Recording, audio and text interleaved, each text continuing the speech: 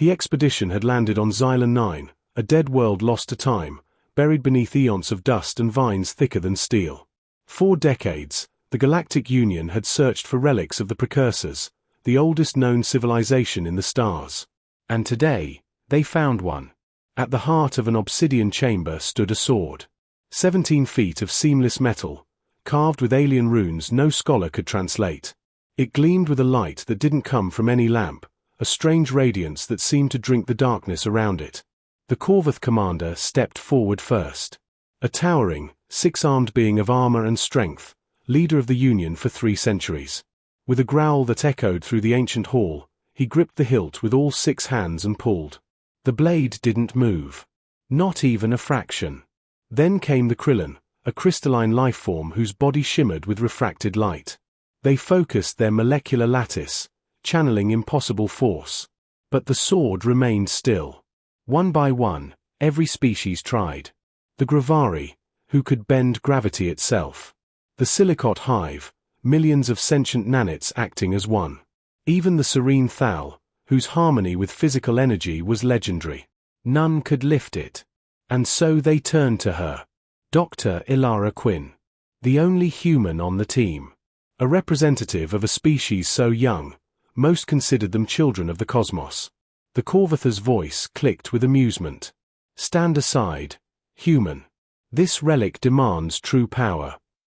Ilara said nothing. She approached slowly, eyes fixed on the sword. The air around it shimmered faintly, humming with energy. She reached out and touched the metal. Warm.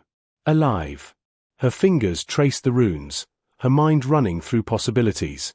Humans weren't the strongest, nor the fastest. But they were problem solvers, creatures of curiosity and calculation. She examined the base, the balance, the weight distribution. Then, instead of pulling up, she twisted, just slightly, guiding the blade as if acknowledging its own rhythm. A clear, crystalline note rang through the chamber. The sword rose. Smoothly, effortlessly. Gasps echoed all around. Ilara held it aloft, trembling under the weight, every muscle straining, but steady. Sweat beaded on her forehead as light spilled across her face.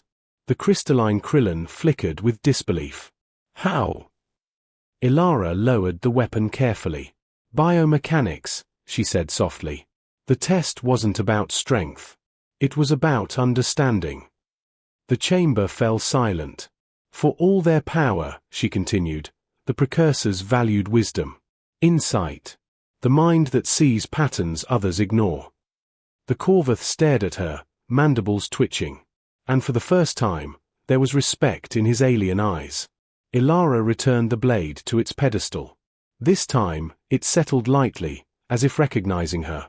Maybe the precursors didn't want the strongest to claim their legacy, she said. Maybe they wanted those who think before they act. And in that forgotten chamber, surrounded by the galaxy's mightiest, the smallest and weakest species had proven itself. Not through power, but through wisdom.